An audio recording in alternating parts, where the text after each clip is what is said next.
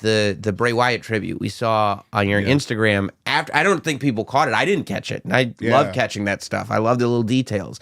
But you showed like how your gear was inspired by the Fiend, and it was your tribute to Bray and what he did with the Fiend. I didn't know Bray as much as like as close to a lot of people that like maybe like shout out like Brody Lee. A lot of people like there's people that have got influenced by him, but his time there.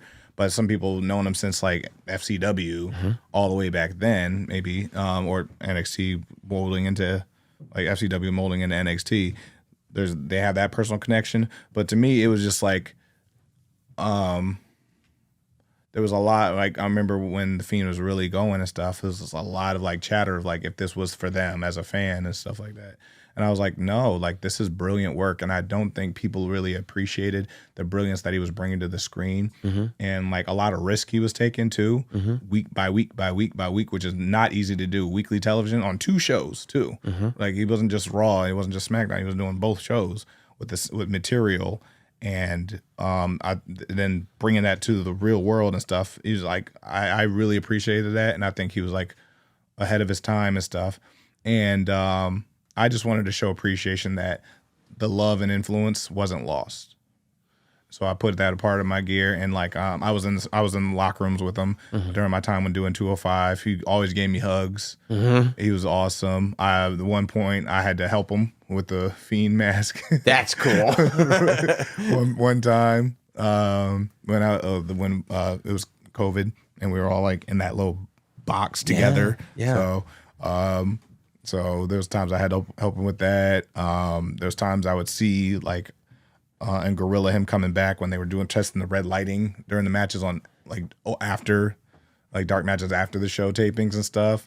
They were really getting that going. I've seen through a lot of those processes with him, and he was always a good brother in the locker room. He was fun. He was really cool. And I just wanted to, that was one of those things I'm like you've always influenced me through all this, no matter what a lot of people's, it was their taste. It wasn't. I'm a horror person, and I was just really happy to see a new age of horror brought to the screen and in an industry that I love, and that I was like, man, that was a revolutionary, and I want to like take a little piece of that into what I was doing that night, because if anything, I feel like his spirit powered that match in a lot as well. You know? Yeah, I think it goes.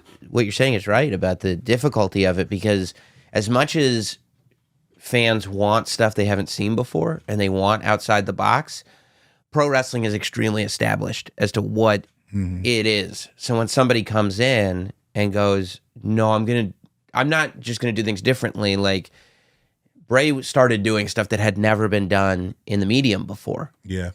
And then he started doing it every week, and it's like to go like, okay, I'm not going to model myself. I'm not going to think, oh yeah, I remember when Piper did this, I'm going to do this. I remember when so-and-so did this, I'm going to do that. It was just like, yeah, I'm going to do this Mr. Rogers show. And it's like, oh. Yeah, I'm going to hope it hits, but like there is no guarantee that it hits because it's never happened. And it's very rare that it hits across the board. Like you get a 10 from every outlet, every fan base. It's just impossible at this day and age. So just know it hit the right people. It hit the notes with people that are like that really cared. The ones that it did hit, it changed their lives. Yeah. And that's what matters. And it like just know it definitely did for me. Like it changed my viewing of like the possibilities of what we can really do in this medium, in this industry.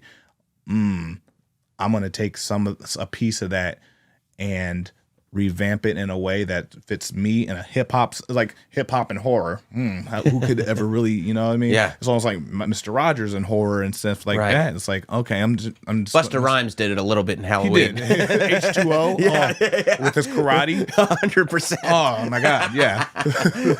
Like round doing like Malachi Black freaking roundhouse kicks and Tim's to Michael Myers. Yes. Let's go. Yes. So, and still got killed. Well, they didn't get killed, but it still didn't work. No, it didn't work.